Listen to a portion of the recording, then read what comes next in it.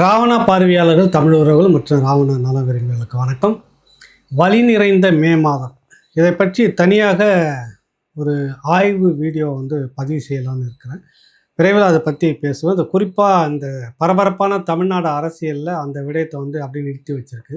கடந்த காலங்களில் தொடர்ச்சியாக இந்த வலி நிறைந்த மே மாதத்தில் ஒரு மறு ஆய்வு விதமாக நிறைய விடயங்களை பேசியிருப்போம். இப்போ பேச முடியாத ஒரு சந்தர்ப்பம், நெருக்கடியெல்லாம் வந்துடுச்சு. தொடர்ந்து நான் உட்காந்து இங்கே பேச முடியாத ஒரு சூழ்நிலை வேறு. இப்போ இந்த ஒரு நாட்களில் அது சம்மந்தமான ஒரு வீடியோ, ஒரு ஆய்வு பகுதியை கட்டாயம் வெளியிடணும்னு இருக்கிறேன். அதற்கு முன்பாக இப்போ பார்த்துட்டு இருந்த ஒரு செய்தி என்னென்னா, திடீர்னு விஜய் எப்பொழுது பேட்டி கொடுக்குறாரோ அப்பொழுது தான் சீமான் ஊடகத்துக்கு பேட்டி கொடுப்பார் அப்படின்னு யார் சொல்கிறாங்கன்னா, சீமானுடைய வட்டாரம் சொல்லிச்சான். யார் போடுறதுன்னா புதிய தலைமுறை. உலகத்திலே ரொம்ப யோக்கியமான ஒரு ஊடகம். நான் இது வரைக்கும் இப்படி தனிப்பட்ட முறையில் தாக்கி பேசுனதே இல்லை. ஊடகம் அறம் என்பதை குடி தோன்றி படுமோசமாக பாட கட்டினது ஒரே ஒரு ஊடகம், அதுதான். அதை தொடங்கியப்போ அந்த பெரியவர் எஸ்ஆர்எம் நிறுவனத்தினுடைய பச்சமுத்து அவர் பெரியவரும் சரி, பாரிவேந்தர் அவரும் அவங்க மகனும் சரி, ஒரு நேர்த்தியாக, ஒரு நேர்மையாக, ஒரு நல்ல ஆளுமைகளை வச்சு செய்துக்கிட்டு இருந்தாங்க அந்த ஊடகத்தை. உண்மையிலே சொல்கிறேன், நான் ரொம்ப வியந்த மனிதர்கள், பிரமிக்க வைத்த அந்த செய்தியாளர்கள்லாம் உள்ள அவ்வளோ கடும் உழைப்பு, அவ்வளோ நேர்மை, அவ்வளோ நல்லா போயிட்டு இருந்துச்சு. ஒரு பிரச்சனையும் இல்லை. சிலதெல்லாம் கொண்டு உள்ளே வச்சாங்க, ஊடகவியலாளர்கள் அப்படின்ற பேரில் வச்சாங்க. குறிப்பாக பட்டையை போட்டுட்டு வந்திருக்கிற அந்த நண்பர் சமஸ், நான் வெளிப்படையாகவே பேசுகிறேன், விமர்சனம் இது வரைக்கும் பேசுனதெல்லாம் இல்லை. இவங்களுக்குள்ளே ஒரு லாபி வச்சு யாரை விவாதத்துக்கு, எந்த பத்திரிகையாளரை கூப்பிடணும், சீனியர் பத்திரிகையாளர் யாரை கூப்பிடக்கூடாது, யாரை கூப்பிட்டாக்கா திமுகவை அட்டாக் பண்ணுவாங்க, அவங்கள வச்சுக்கிட்டு நம்ம விவாதத்தை பண்ணக்கூடாது, இப்படி அயோக்கியத்தனமான முடிவை எடுத்தது இந்த புதிய தலைமுறை, இந்த டீம், இப்போ இருக்கிற இந்த டீம் தான். நான் வெளிப்படையாகவே சொல்லுவேன். அதுக்கு முன்பாக இருந்த தலைமையெல்லாம் எல்லாரையுமே அழைப்போம், விவாதம் என்ன வருதோ அது மக்கள்கிட்ட போய் சேரட்டும் அப்படின்ற பொதுத்தனத்தோடு இருந்தது புதிய தலைமுறை. மிக நேர்த்தியாக இருந்தது. உண்மையிலேயே குட்டிச்சோராக போனதே இந்த பீரியடில் தான். பின்பக்க வாசல் வழியாக விஜய்க்கு நாலாந்தர வேலை கிட்டத்தட்ட அப்படி தான் சொல்லணும். அவர் பாத்ரூமில் உட்காரதை மட்டும்தான் நேரடி ஒளிபரப்பு பண்ணலை. மீதி எல்லாத்தையுமே எல்லாவற்றையுமே போடுறது வர்றது நடக்கிறது தூம்புறது துப்புறது எல்லாத்தையும் இது ஒரு பொழப்பாதுன்னு இது பார்த்தோன்னே இது ட்ரெண்டிங்கில் வருது, முன்னணியில் வருது. அப்புறம் மற்ற பத்திரிகைக்கு வேறு வழி இல்லை அப்படின்னு அவர் அதாவது ஒரு தொகையை கொடுத்து பேசி ஸ்லாட்டுன்ற பேரில் இதெல்லாம் இப்படி எல்லாமே நீங்கள் செய்துட்டு ஊடக அறத்தை பற்றி பேசி சீமானை போல ஊடகவியலாளர்களை, பத்திரிகையாளர்களை மதிக்கக்கூடிய ஒரு மனிதரை சத்தியமாக நீங்கள் இந்த தலைமுறையை பார்த்துருக்க மாட்டீங்க. ஏன்னா நான் 35 வருஷம் அந்த அனுபவத்தை வச்சு சொல்கிறேன். நிறைய அவர் மேலே விமர்சனம் சொல்லலாம். இப்படி பேசுறதால நீங்கள் எது வேணாலும் பேசிட்டு போகலாம்.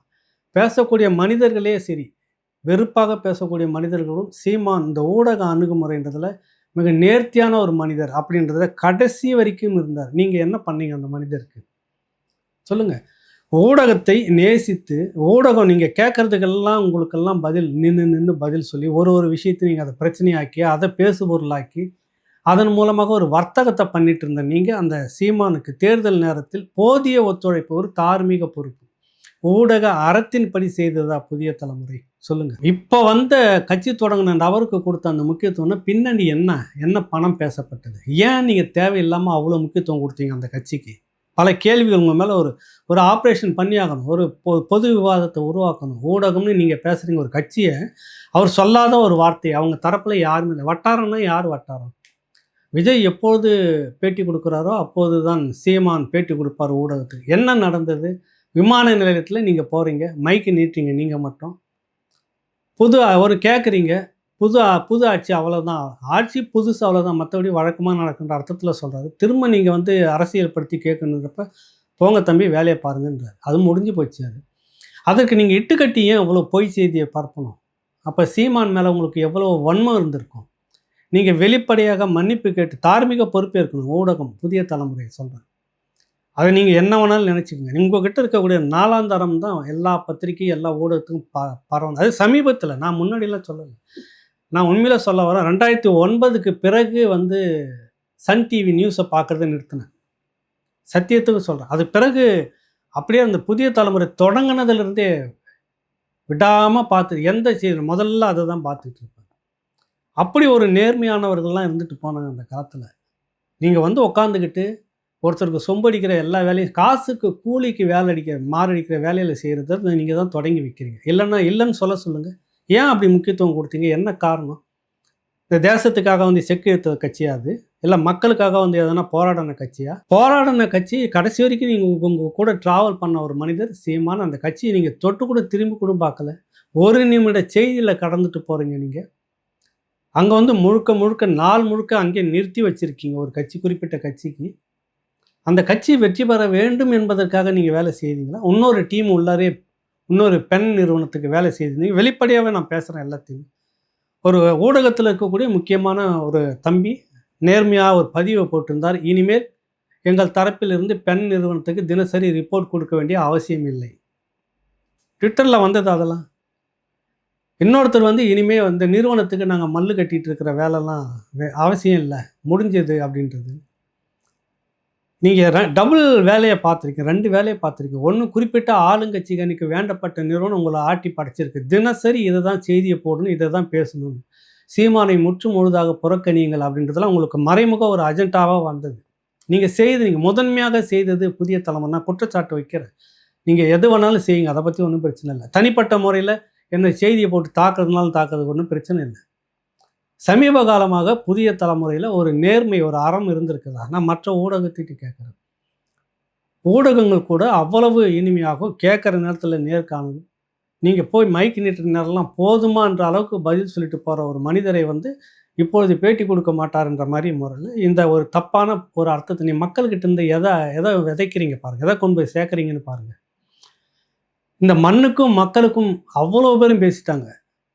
இப்படி பேசிய இந்த சீமானுக்கு இப்படி ஒரு பின்னடைவு வந்திருக்கக்கூடாது. இது கேடு, நாட்டுக்கு கேடு, வீட்டுக்கு கேடு, சக மனிதருக்கு கேடு. அது மட்டும் இல்லை, சுற்றி இருக்கக்கூடிய மற்ற பறவை உள்ளிட்ட எல்லா இதுவும் கேடு, எல்லாருக்குமே பெருங்கேடு. இது எல்லோருக்குமான கேடு சீமானுக்கு இந்த பின்னடைவு. இந்த கேடுக்கான காரணத்தில் முதன்மையான பங்கு உங்களுக்கு இருக்குதா இல்லையா ஊடகத்துக்கு? நான் அந்த ஊடகத்தில் சேர்ந்தவன் தான். நீங்கள் மனசாட்சியை தொட்டு ஒவ்வொருத்தரும் இந்த முக்கியமான கேடர்ஸ்ன்னு சொல்லுவாங்களே எல்லா ஊடகத்துலேயும் பொறுப்பில் இருக்கிறவங்க, நீங்கள் எல்லாம் மனசாட்சியை தொட்டு சொல்லுங்கள், விவாதத்தை பண்ணுங்கள். இல்லைன்னா சொல்லுங்கள், நான் பேசுகிறேன் எல்லா பின்னணியும், உங்களுடைய பின்னணிகள் எல்லாம் இருக்குது. நான் தப்பாலாம் பேச மாட்டேன் உங்களை பற்றி. பொருளாதார ரீதியாக நீங்கள் எப்படி மேம்பட்டீங்கன்றதை நான் எடுத்து பேசுகிறேன், அதை நிரூபிக்கிறேன். இல்லைன்னு வேணால் நீங்கள் வாங்க பேசுவோம். குறிப்பிட்ட இன்னாரெல்லாம் கூப்பிடக்கூடாது. இன்னாரெல்லாம் வந்துட்டு இந்த மாதிரியான இது வந்து இன்னாரெல்லாம் பேசினா திமுகவுக்கு எதிராகவே பேசுவார், இவர்களை எல்லாம் அழைக்காதீர்கள் அப்படின்னு சொல்லிட்டு தேவையில்லாமல் ஒரு 4 பேர் விவாதத்தில் கலந்துக்கிறாங்கனாக்கா 4 பேருமே ஒரு கட்சி, ஒரு ஆதரவு. ஒருத்தர் பத்திரிகையாளராக இருப்பார், ஒருத்தர் சமூக சேவகராக இருப்பார், ஒருத்தர் நேரடியாக திமுக இருப்பார், இன்னொருத்தர் வந்து ஆதரவு கட்சியில் இருப்பார். இப்படி இல்லை நீங்கள் விவாதம் நடத்துறீங்க. ஒரு நேர்மை இருந்தது அவங்கக்கிட்ட. எல்லாவற்றுக்கு காரணம் பணம், விளம்பரம். அது இருந்தால் தான் நிறுவனம் நடத்த முடியும். நான் இல்லைன்னா மறுக்கவே இல்லை. எல்லோரும் விளம்பரம் வாங்க. நான் பேசுறதுக்கு நாம் தமிழர் கட்சிக்கு சத்தியமாக சம்மந்தமே இல்லை. நான் பேசுவதால் நீங்கள் அந்த கட்சி வந்து கட்சி சார்பாக ஒரு பேசிட்டா அப்படி கிடையவே கிடையாது. கட்சிக்கும் எனக்கும் சம்மந்தம் இல்லை. நான் ஒரு தமிழ் தேசிய தளத்தில் இருந்துக்கிட்டு இருந்ததுக்காக வேண்டி நடுநிலையோடு மனசாட்சியோடு, நடுநிலை கூட வேணாம், ஒரு மனசாட்சி. இப்படியெல்லாம் இந்த மக்களுக்காகவும் மண்ணுக்காகவும் கத்தி பிரச்சாரம் பண்ணிட்டு இருந்த ஒரு நபரை நம்ம எந்த இடத்துல வச்சோம் சொல்லுங்கள்? பேரை கூட போடல, மற்றவைகள்னு வைக்கிறீங்க. அப்போ நீங்கள் 4ஆம் தர வேலைக்கு போயிட்டீங்கன்னு அர்த்தமா இல்லையா? நான் அந்த ஊடகத்தில் நிறைய ஊழியர்கள் இருக்கிறாங்க, மனசார அவங்களெல்லாம் நேசிக்கிறேன். நிறைய பேர் குமுறலோட பல செய்திகளை பகிர்ந்துக்கிட்டாங்க. நான் சொல்கிறது சில முக்கிய பதவிகளில் இருப்பவர்கள் மட்டும். மனசாட்சியோட அந்த ஊடகம் என்றதுக்கு நேர் எதிராக ஒரு சாக்கடைத்தனமான வேலையை நீங்கள் செய்தீங்க. நான் பேசக்கூடாது வேணாம் அப்படின்ட்டு வந்தேன். திடீர்னு வந்து கொச்சத்தனமாக வெளியில் பேசுவீங்க. அந்த 4ஆம் தரம் எங்களுக்கும் பண்ண தெரியும், எங்களை போன்றவருக்கும் பேச தெரியும். வாரி அரைச்சிட்டு போக முடியும், யாரு மேலே வேணாலும் அவதூறை பேசிட்டு போக முடியும். என்ன வழக்கு தானே, பார்த்துக்கலாம், நடத்திக்கலான்னு அப்பட்டமாக உங்கள் மேலே ஒரு பொய்யை சொல்லி பிரச்சாரம் பண்ண முடியும். நீங்கள் என் மேலே பண்ணியிருக்கீங்க. அது மாதிரி பண்ணலை. என்னென்னா காரணம் வேணாம், இதெல்லாம் அவனை தவிர்த்துட்டு எது பேசணுமோ அதை பேசணும். நீங்கள் பேசுனீங்களா? தெரு தெருவாக, ஊர் ஊராக இந்த மண்ணுக்கும் மக்களுக்கும் எது இருந்தால் அந்த நாடு இருக்கும் அப்படின்னு சொல்லிட்டுன்னு இன்றைக்கி எங்கே வந்து நிற்கிறீங்க? இலவசத்தில் நாளைக்கு விஜய் வந்து எல்லாருக்கும் போக வேண்டிய அந்த பணம் 1000 ரூபாய் சென்று சேருமா சேராதா? அடுத்தது கடன் வாங்குவார், அதை பற்றி விவாதம் பண்ணுங்கள், நேர்மையாக விவாதம் பண்ணுங்கள். விஜயால் அவர் அறிவித்ததையெல்லாம் செய்ய முடியுமா செய்ய முடியாதா? மிக நேர்மையாக இந்த புதிய தலைமுறை விவாதிக்குமா? தம்பி சபசுக்கு சொல்கிறான், அவர் தான் பொறுப்பாக இருந்துக்கிட்டு இருக்கிறாரு, பொறுப்பாக அவருக்கு வேலை செய்தார். நேர்மையான ஒரு பத்திரிகையாளனாக இந்த அறிவிப்பை எல்லாம் இவர் நடைமுறையில் சாத்தியமாகுமா? கடன் வாங்காமல், கடன் வாங்கினா என்ன ஆகும்? மக்கள் தலையில் வரி விழும், இன்னும் நம்ம நசுக்கப்படுவோம். இந்த பக்கம் பேருக்கு மட்டும் இலவசம் இலவசம்னு கொஞ்சம் காமிச்சிக்கிட்டு ஒரு 2000 500 2500 சில பேருக்கு போட்டுக்கிட்டு மீதி எல்லாம் அடிப்படை எல்லாமே மாறும் நமக்கு. இதை நீங்கள் விவாதிக்கிறீங்களா? கொஞ்சமாச்சும் மனசாட்சி வேணாமா உங்களுக்கு? எங்கேருந்து இந்த பணம் வரும்? எங்கேருந்து செலவு செய்வார் விஜய்? இவர் அறிவிச்சதெல்லாம் நடைமுறையில் சாத்தியமா? ஒரு பொருளாதார நிபுணர்கள் 4 பேரை, உங்களுக்கு வேணாம், உங்களுக்கு கஷ்டமாக இருக்குன்னா அந்த 4 பேர் பொது மனிதர், எனக்கு சம்மந்தம் இல்லை, நான் தரேன் அந்த பட்டியல், விவாதம் பண்ணுங்க. அதை விட்டுட்டு அந்த அந்த அந்த இதுக்கு வேலை செய்கிற ஒருத்தர் பத்திரிக்கையாளரை வச்சுப்பீங்க, அதை சார்ந்த பொருளாதார நிபுணர் உங்களுக்கு வேண்டப்பட்டவர் வச்சுக்குங்க, அப்புறம் உங்களுக்கு வேண்டப்பட்ட ஊடகவியலாளர், இதெல்லாம் நீங்கள் பேசிக்கிட்டு செய்கிறது ஒரு ஐயக்குத்தனம் இல்லை? ஏன் அது தோல்வி என்று தான் அந்த கட்சி மறுபரிசீலனை பண்ணும். அவங்க பண்ணிக்குவாங்க. சரி, நீங்கள் நீட்டின உடனே உங்களுக்கு உடனே பேசிடணுமா? அந்த கேள்வி வருதில்ல. 1000 கேள்வியை கேட்டீங்க இந்த காலத்தில், தேர்தல் காலத்தில் நானும் கவனிச்சுட்டு இருந்தேன். ஒரு கேள்வி அந்த மாதிரி நீங்கள் திமுகவை பார்த்து, உதயநிதியை பார்த்து, ஸ்டாலினை பார்த்து உங்களால் கேள்வி கேட்க முடிஞ்சதா? எங்கேயாவது கேட்டிங்களா? கடைசியாக தேர்தல் காலத்தில் கூட நீங்கள் கேட்கல. என்ன காரணம் உங்களுக்கு? என்னன்னா நீங்கள் வாங்கியிருக்கீங்க, அதனால் இந்த வேலையை நீங்கள் செய்தீங்க. சீமானை குறிவைத்து சீமானை பலகீனப்படுத்துவதற்கு என்ன செய்ய முடியுமோ அதை செய்தீங்க. நீங்கள் அந்த பக்கம் அது விழுந்து விழுந்து வேலை செய்யுது. அதை விட பல மடங்கு நீங்கள் இந்த இப்போ வெற்றி பெற்றிருக்கிற கட்சிக்கு வேலை செய்தீங்களா இல்லையா? அதுக்காக என்னென்ன பேரம் பேசப்பட்டது, உங்களுக்கு எங்கெங்கே பேசப்பட்டது, இதெல்லாம் வெளியில் விவாதமாக வரணுமா இல்லையா? இல்லாமல் நீங்கள் ஏன் இவ்வளோ முக்கியத்துவம் கொடுத்துருக்கீங்க? அந்த தேதி வரைக்கும் அந்த கட்சி இவ்வளவு வெற்றி பெறுமா வராது, இது நீங்கள் விவாதிச்சிருக்கணுமா இல்லையா? யாருக்குமே தெரியாது. அப்புறம் நீங்கள் ஏன் இவ்வளோ முக்கியத்துவம் கொடுத்தீங்க? பணம் என்பதால் மட்டுமே இதை வேலையை செய்தீங்களா, இல்லை வேறு எதாவது காரணமாக? அந்த கேள்வியெல்லாம் இருக்குது. பணம் நீங்கள் வாங்கலை, நேர்மையானவர்கள், நான் இல்லைன்னு அப்படியே நான் சொன்னது தவறாக கூட இருக்கட்டுங்களா, நேர்மையானவர்கள், பணமே வாங்கலை, புரியுதில்ல உங்களுக்கு? சுத்தமானவர்கள், நான் சொன்னதை வேணால் திரும்ப பெற்றுக்கிறேன், ஆனால் நீங்கள் செய்ய வேண்டிய கடமையை செய்தீங்களா? சொல்லுங்கள். திமுகவை நோக்கி கேள்வி கேட்டிங்களா? ஆளுங்கட்சியாக இருக்கிறதுக்கும் கேள்வி கேட்டிங்களா? எந்த கேள்வியுமே கேட்கல. எந்த ஒரு குற்றச்சாட்டையும். கடைசியாக இந்த சென்னை மாநகரத்துக்கு தேர்தலும் வந்துடுச்சு சார், அந்த 4000 ரூபா ப்ராஜெக்ட் என்ன ஆச்சு? இன்ன வரைக்கும் கடைசி வரைக்கும் கூட நீங்கள் கேட்கவே இல்லையே. கடைசி வரைக்கும் கேட்கவே இல்லையே. எங்கேயாவது ஒரு இடத்துல நீங்கள் பார்த்து இங்கே கேட்குறீங்களா? அந்த மாதிரி அந்த பக்கம் மைக்கு நிட்டி, சார் அந்த பிடிஆர் சொன்னார்ல அந்த 30,000 கோடி ஒரு வருஷத்தில் அது என்ன சார் பண்ணீங்கன்னு ஒரு கேள்வி யாரும் கேட்கவே இல்லைங்க. இந்த அமைச்சருடைய ஊழல் பணம் ரெய்டு வந்துச்சு, இந்த ரெய்டுக்கு என்ன பதில் அப்படின்னு ஒரு விவாதத்தை இன்ன வரைக்கும் நீங்கள் நடத்தலையே. நடத்திருக்கணும் இல்லை? நேர்மையானவர்கள் தான் நீங்கள். ஒரு தளத்தில் இந்த கட்சி ஒன்று வளர்ந்துடக்கூடாது, புரியுதில்ல உங்களுக்கு? தேசியத்திலிருந்து திராவிடத்திலிருந்து மிகப்பெரிய ஒரு சதி இந்த தமிழ் தேசிய தளத்தில். நீங்கள் இது வரைக்கும் பார்த்தீங்கன்னாக்கா ஆதித்யநாத் அவர்கள் பண்ண ஒரு லாபி இருந்தது, பரபரப்பாக இதே போல் பேசப்பட்ட ஒரு அரசியல் காலகட்டம் அன்றைக்கி இருந்தது. அதுக்கு பிறகு இந்த காலகட்டம் வரைக்கும் கிட்டத்தட்ட 1/4 நூற்றாண்டுகளுக்கு மேலே தமிழ் தேசிய அரசியல் மிக பெரும் பரபரப்பாக பேசப்பட்ட ஒரு வரலாறு தமிழ்நாட்டில் கிடையவே கிடையாது. ஓட்டு அரசியல் அது ஒரு பெரிய எழுச்சியாக 8% இருந்ததை பற்றி நீங்கள் பேசியிருக்கீங்களா? மக்கள்கிட்ட கொண்டு போய் சேர்த்துருக்கீங்களா? எல்லாருக்கும் கேடு, உங்களுக்கும் கேடாக தான் முடியும். நாளைக்கு ஊடகத்துக்கும் கேடு, ஏதாவது ஒன்று நடக்கும், அன்றைக்கி நீங்கள் கதறுவீங்க. அது என்ன சொல்கிறது, எப்படிப்பட்ட நல்லவங்களாம் நேர்மையானவங்களாம் இருந்தாங்க அந்த ஊடகத்தில் புதிய தலைமுறையில். இப்படி இன்றைக்கி இவ்வளோ சீர்கட்டி இவ்வளோ மோசமாக வந்திருக்குது. நான் உண்மையிலே சீமானை நீங்கள் இன்றைக்கி பேசுனதுக்காக நான் பேசவே வரல, ரொம்ப நாளாக உங்களை பேசணும்னு நினச்சேன். புதிய தலைமுறை எல்லோரும் நேசித்து பார்த்தாங்க. அது அந்தளவுக்கு ஒரு பெரிய டேலண்ட் பர்சன்லாம் இருந்தாங்க. இன்றைக்கி உள்ளே போய் கண்டதும் உள்ளே உட்காந்துக்கிட்டு உங்களுடைய சொந்த விருப்பு வெறுப்புக்காக ஒரு அரசியலை நீங்கள் கையில் எடுத்துக்கிட்டு அதை பற்றி எந்த ஒரு இதுவும் இந்த அளவுக்கு பண்ணவே இல்லை. அவ்வளவும் பண்ணி முடிச்சிங்க. நீங்கள் நிர்வாகத்தை பொறுத்த வரைக்கும் அதுக்கு ஒரு ரேட்டிங் காட்டிடணும். நீங்கள் முதல் இடத்துக்கு வர்றதுக்கு ஜனநாயகத்தை சாவடிச்சிருக்கீங்க. நீங்கள் முதல் இடத்துக்கு வர்றதுக்கு ஒரு நேர்மையான அரசியல் களத்தை குழி தோண்டி புதைச்சிருக்கீங்க. நீங்கள் முதல் இடத்துக்கு வர்றதுக்கு இந்த மக்களை படுகொழியில் தள்ளியிருக்கீங்க. நீங்கள் முதல் இடத்துக்கு வர்றது இந்த மக்களை மட்டும் இல்லை, இந்த மக்களை சுற்றி நம்பி இருந்த எல்லா பிராணிகளுக்குமான ஒரு சவக்குழியை தோண்டியிருக்கீங்க. இதெல்லாம் யாராவது இனிமேல் பேசுவாங்களா? இந்த அரசியல் யாருன்னா இனிமேல் எடுப்பாங்களா, முன்னெடுப்பாங்களா? இதெல்லாம் போகட்டும். இன்னொரு விஷயம் கொண்டவன் சரியாக இருந்தால் நம்ம கண்டவனையும் நேசிக்க வேண்டியதில்லை இல்லை அப்படின்னு சொல்லுவாங்க. இந்த நாடு கடந்த தமிழீழ அரசாங்கம் அதனுடைய பிரதமர் ருத்ரகுமாரனுடைய ஒரு இதை ஒன்று பார்த்துருந்தேன். முதல்வர் விஜய்க்கு ஒரு வேண்டுகோள், நீங்கள் மே 18 நினைவு நாளை வந்து அரசு சார்பாக அனுசரிக்க வேண்டும். வாழ்த்து, ஆதரவு எல்லாம் சரி. நான் நினைக்கிறேன், உங்களுக்கானவரை முதல்ல நீங்கள் வெற்றி பெற வைத்து விட்டு இதெல்லாம் கேட்கறதுக்கான யோக்கியதை இருக்குதா நமக்கு? நான் பார்க்குறேன், சீமானுக்குன்னா மட்டும் உடனே பறந்து ஒரு அறிக்கையை கொடுக்குறீங்க, மற்ற விஷயத்துக்கெல்லாம் போய் பதுங்கிறீங்க. ஒரு இதை பேசியிருக்கீங்க நீங்கள் முதலமைச்சருக்கு வாழ்த்து சொல்லுங்கள். அதிகாரத்தில் இருப்பவர்கள் எப்பவுமே உங்களுக்கு பயன்படணும், இல்லைன்னு சொல்லலை. ஆனால் காங்கிரஸை கூட வச்சுக்கிட்டு இருக்கிறப்ப அந்த கட்சி அது எப்படி மே 18 வந்து அனுசரிக்கும்னு நீங்கள் கேட்டுக்கிறீங்க? எனக்கு புரியலையே. எனக்கு இதுக்கே வெக்கமாக இருக்குது. எனக்கு அந்த காங்கிரஸ் கூட இனத்துரோகம் செய்யறதுல முதலிடத்தில் இருந்த அந்த காங்கிரஸ் கூட வச்சுட்டு இருக்கிறான், ஏன்னு கேள்வி கேட்காத அவங்ககிட்டே போய் ப்ளீஸ் அதை நீங்கள் நேராக மகிந்தாவுக்கு கடிதம் எழுதுங்களேன்.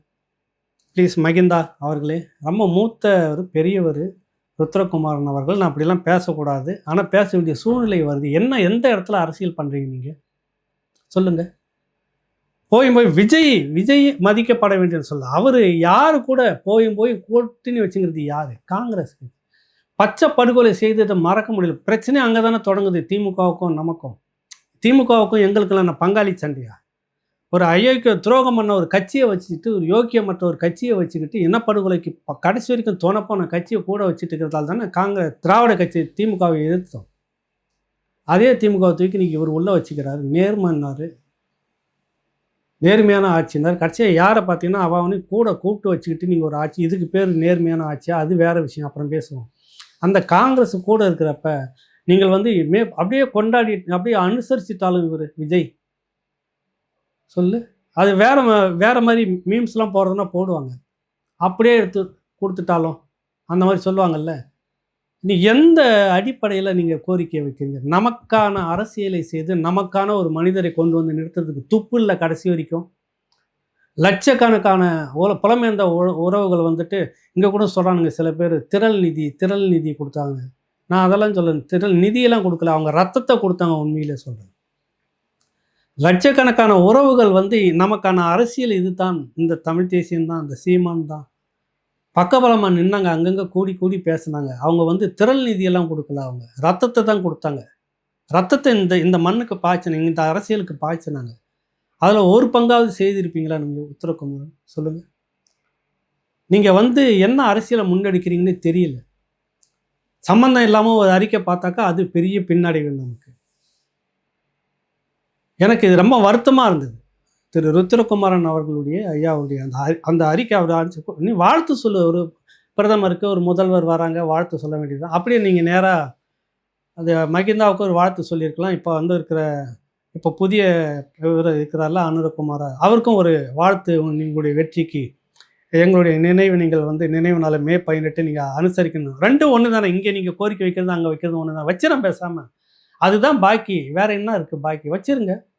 சிங்கள இனவெறி ஆளுமையிடமே மே 18 நீங்கள் அனுசரிக்க வேண்டும், உங்களுடைய வெற்றிக்கு வாழ்த்துன்னு அங்கே ஒரு கடிதம் எழுதுங்களேன். அதுவும் இதுவும் ஒன்று தானே. நமக்கான அரசியலை முன்னெடுத்து நமக்கான தலைமையை நீங்கள் இந்த பக்கம் தோற்கடிக்கிறதுக்கான எல்லா லாபியும் பண்ணிட்டு பேசிட்டு, அந்த பக்கம் வந்து நீங்கள் அவருக்கு வந்து வாழ்த்து சொல்லிவிட்டு அப்புறம் அடிபடும் போது எங்களுக்காக பேசணும்னு சொன்னீங்கன்னா என்ன? நான் எல்லா புலம்பெயர்ந்த கட்டமைப்பும் சொல்லவே இல்லை. நான் தான் ஏற்கனவே சொல்லிட்டேன். லட்சக்கணக்கான புலம்பெயர்ந்த உறவுகள் திரள் நிதியெல்லாம் கொடுக்கல. அவங்க சொல்லுவாங்க, இங்கே இருக்கிறவங்களாம் திரள் நிதின்னு. அது ரத்தத்தை கொடுத்துருக்காங்க, ரத்தத்தை பாய்ச்சிருக்காங்க. நாங்கள் தான் விழுந்து போயிட்டோம், நீங்களாவது விழாமல் இருங்க அப்படின்றதுக்கான ரத்தம் அது. அதை கொச்சப்படுத்தின ஊடகம், அதை கொச்சப்படுத்தின தலைமை இவர் ஐயா ருத்ரகுமாரனும் அதோட சேர்ந்துக்கிறாரு. எவ்வளோ வருத்தமாக இருக்குது. உங்களுக்கான அரசியலை, உங்களுக்கான தலைமையை நீங்கள் அதை தேர்ந்தெடுத்து நீங்கள் அதை வளர்த்து அதை வெற்றி பெற வச்சு அதன் மூலமாக நீங்கள் கேட்குற நாள் தான் சரியானதாக இருக்குன்னு ஒழிய, யாரோ ஒருத்தர் வருவார் அதுக்காக உட்காந்துட்டு நம்ம அவருக்கு கேட்டு கடிதம் கொடுத்துட்டு இருப்போம். இதுக்கு பாருங்கள், உடனே இங்கே இருக்கக்கூடிய சில கோஷ்டிகள் இதுக்கு எதிராக ஒரு வீடியோ போடும். நீங்கள் அவரை அப்படி பேசலாமா, இவர் இப்படி பேசலாமா? எப்படி பேசுறது சொல்லுங்கள்? எல்லாம் பார்க்குறப்ப அந்த இனத்தில் கூட இருந்து இருக்கிற எரிச்சல் அப்படின்னு அர்த்தம். இந்த இனத்தோட எரிச்சலே இதுங்க தான். உருப்படியாக எந்த இதுவும் கிடையாது. செய்த மக்களை எல்லாம் காலவாரிக்கிட்டு செய்பவர்களை எல்லாமே வந்து குற்றம் சொல்லிக்கிட்டு அதை விமர்சனம் பண்ணி நீ ஒரு கட்டமைப்பை தொடங்குப்பானா அது கிடையாதான். வச்சுக்கிட்டு கட்டமைப்பை வச்சுப்போம். அடுத்தவங்க ஏறுற காலை பிடிச்சி இழுத்துக்கிட்டே இருப்போம். இதுக்கு பேர் ஒரு கட்டமைப்பு. நிறைய நான் பேசிருவேன். இது வலி நிறைந்த மே மாதம். லட்சக்கணக்கான உறவுகள் எல்லா நாடுகள்லயும், எல்லா விஷயத்தையும் வந்து இத விட்டுட்டு இந்த வலி நிறைந்த மே மாதத்தை முன்னெடுக்கிறதுல ரொம்ப ஓர்மத்தோடுன்னு சொல்லுவாங்கல்ல, வன்மத்தோடு களப்பணி செய்துட்டு இருக்கிற இந்த நேரத்தில நான் எதுவும் பேசி குழப்பம் வந்துடக்கூடாதுன்னு விடுறேன். தயவுசெய்து புரிஞ்சிக்குங்க. நமக்கான அரசியல், நமக்கான தலைமை, நமக்கான களம் என்னன்றதை நீங்க அடையாளம் காணாத வரைக்கும், இன்னும் 100 வருஷம் ஆனாலும் அடுத்தவனுக்கு கடிதம் எழுதிக்கிட்டு தான் உட்காந்துட்டு இருப்பீங்க நீங்க. அடுத்தவனை வாழ்த்திக்கிட்டு, அடுத்தவங்க செய்ய முடியுமான்னு எதிர்பார்த்துக்கிட்டு, கெஞ்சிக்கிட்டு, இயக்கமும் தலைமையும் அந்த மாரி இல்ல. எல்லாமே தன் மீது நம்பிக்கை வச்சு என்னென்ன செய்ய முடியுமோ அவ்வளோ அந்த 30 ஆண்டு காலம் ஆண்டுட்டு கடைசியா சர்வதேச சதியால தான் முறியடிக்கப்பட்டது. சுயமாக கடைசி வரைக்கும் தமக்கான அரசியல் தமக்கு தான் நம்ம தான் செய்துக்கணும். இன்னொருத்தர் வந்துட்டு அவர் வந்து மே 18 அனுசரிப்பார்னா எப்படி அனுசரிப்பார் சொல்லுங்க? ஏன் அனுசரிக்கணும்? அல்ல அனுசரிக்கிறதுக்காக கூட இருக்கிற காங்கிரஸ் விட்டுருமா? எந்த வகையில் காங்கிரஸ் வந்து இது விட்டுரும்? இல்லை விஜய் வந்து அவர் அறிவிச்சிருவாரா? வெறுமனே ஒரு இதுக்காக கடிதம் எழுதுங்களா? இல்லை மே 18 நீங்கள் கொச்சப்படுத்துறீங்களா? எனக்கு புரியலை. பேசாமல் இருந்திருக்கலாமே. காங்கிரஸ் கூட வச்சுங்கிற ஒருத்தருக்கு போய் நீங்கள் கடிதம் எழுதி சொல்லணும்னா எப்படி காங்கிரஸ் கூட வச்சுக்கிட்டு அவர் செய்வாரா? இல்லை காங்கிரஸ் விலைக்கு விட்டுட்டு அவர் செய்வாரா? சாத்தியமாகுமா? இது எதுவுமே நடக்காதுன்னு தெரிஞ்சுட்டு கடிதம் எழுதுறது கிண்டல் பண்ணுறோமா நம்ம இந்த சமூகத்தை? இந்த ரத்தம் சிந்தி செத்து போன இந்த உறவுகளை நம்ம கிண்டல் பண்ணுறோமா, கேலி பண்ணுறோமா? எனக்கு புரியல. ஏற்கனவே ஒரு முறை இதை பேசினப்ப, நாடு கடந்த தமிழ் அரசாங்கத்தை விமர்சனம் பண்ணப்போ நிறைய நண்பர்கள் கோவப்பட்டு பேசினாங்க. அதை விட நிறைய நண்பர்கள் வந்து பாராட்டினாங்க. அது வேறு விஷயம். இது பாராட்டுறதுக்கும் கோவப்படுறது ஒரு தார்மீக கடமை. இது நமக்கான தலைமையை நம்ம தேர்ந்தெடுக்கணும். நீங்கள் இங்கே யார் இருந்தாங்க நமக்காக பேசிக்கிட்டு இருந்தது? இந்த 16 ஆண்டுகளில் மனசாட்சியை தொட்டு சொல்லுங்கள். எத்தனை தலைமைகள் இந்த மே 18 போட்டிக்காக வேற அரசியலுக்காக அன்றைக்கி ஒரு நாள் முன்னெடுத்தா அப்படியே கிடப்பில் போட்டு எல்லாம் பெட்டி படிக்க சுருட்டி வச்சுட்டு வேறு அரசியல் பண்ணவங்களுக்கு மத்தியில் பட்டி தொட்டியெல்லாம் பேசி பேசி பேசி கொண்டு போய் சேர்த்தது. இன்றைக்கும் வந்து பேசக்கூடிய பொது மனிதர்கள்லாம் சொல்கிறாங்க தெரியுமா? பொது மனிதர்கள். சீமான் அதையே பேசிட்டு இருக்கிறார். அதை விட 100 மடங்கு தமிழ்நாடு அரசியலை பேசிக்கிட்டு இருந்தப்போ நீங்கள் யாரும் அதை கணக்கில் எடுத்துக்கல. இந்த ஒரு விஷயத்தை மட்டும்தான் இந்த ஒரு விஷயம் பேசுவதால் தான் தேசிய கட்சிக்கும் திராவிட கட்சிக்கும் சீமான் மேலே இவ்வளவு கோபம். இந்த ஒரு விஷயம் மேதகு தலைவரை தூக்கி பிடித்தது. கடைசி வரைக்கும் கொண்டு போய் சேர்த்து இன்னும் விடாமல் பேசி கொண்டிருக்கிறார். இப்படிப்பட்ட மனிதருக்கான அரசியலை நீங்கள் செய்யணுமா ருத்ரகுமாரன் அவர்களே? எப்போ பாரு இவருக்கு சுடு தண்ணி ஊற்றுற மாதிரி இந்த மாதிரி விஷயங்களை செய்துக்கிட்டு இருக்கணுமா? சொல்லுங்கள், எனக்கு புரியல.